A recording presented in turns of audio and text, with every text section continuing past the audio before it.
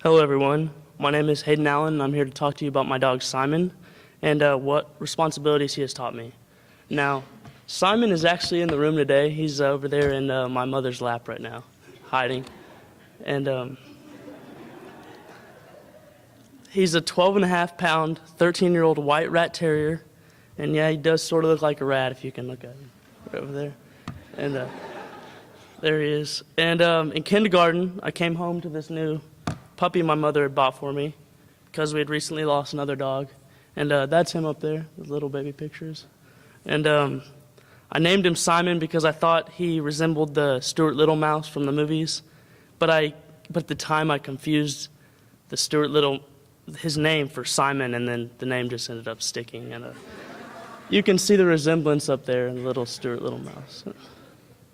And the little dog was a major pest in his early years, like most puppies are. Chewed up every shoe, gotten into the trash, dug up the plants in the backyard, and he wasn't potty trained either. And I still love the little guy.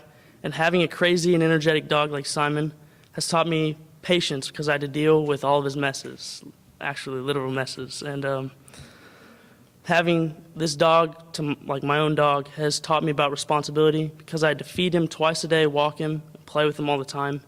And Simon eventually grew out of these bad habits, except for maybe one. He has little dog's complex, and he thinks he's the biggest, baddest guard dog that there is. And so his daily routine is he'll sit on our couch and look out our window at our fence where all the neighbors come with their dogs or joggers, and he thinks that they're threatening our house. So he'll sprint. As soon as he sees them, he'll sprint to the other side of the house where his dog door is, run out the dog door, sprint to that side of the fence, and just let it loose on them until they leave. And the neighbors that know Simon, I've seen them do it. They walk on our side of the street, and as soon as they get to our house, they will cross the street just to avoid Simon coming to bark at them. He thinks the fence of our backyard makes him somehow big and scary, but when he actually meets the neighbors face to face, he runs away scared like a wimp. And growing up with Simon my whole life has taught me to appreciate everyone's weird quirks, no matter how annoying, because Simon has a lot of these weird quirks. Like, for instance, in the wintertime, when it's freezing cold, he'll shake uncontrollably because he has no hair. But when you put a sweater on, he acts like he has one of the straight jackets on, and he will not move until you take it off. He gets extremely angry. And he also, in the middle of the night, he'll sleep right in the center of your bed. So if you try to roll over or anything in the middle of the night, you can't do it because he's right there. And Simon has this keen ability, it's kind of weird, to know when a picture's being taken of him. He hates it, to say the least. And the only ways to get one is to sneak up on him. But if he hears the noise, he gets mad and runs away, like, you know, the little iPhone shutter noise. Oh, he hears that, he goes running. And that's him right there. And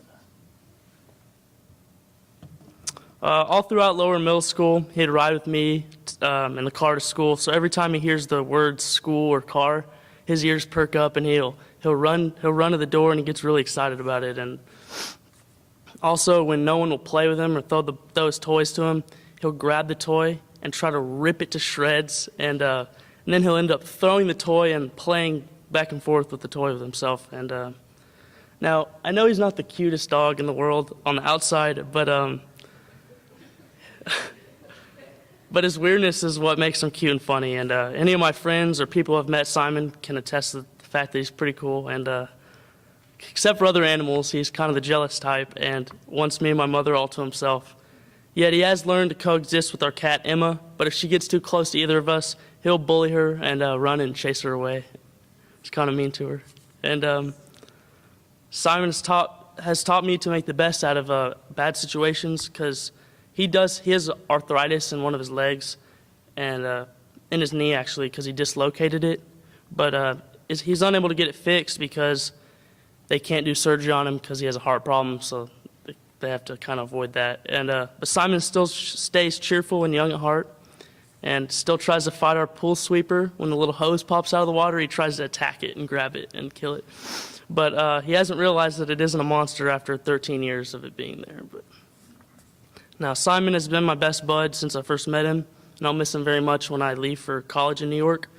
Still might try to sneak him up to my dorm room if I can. Thank you.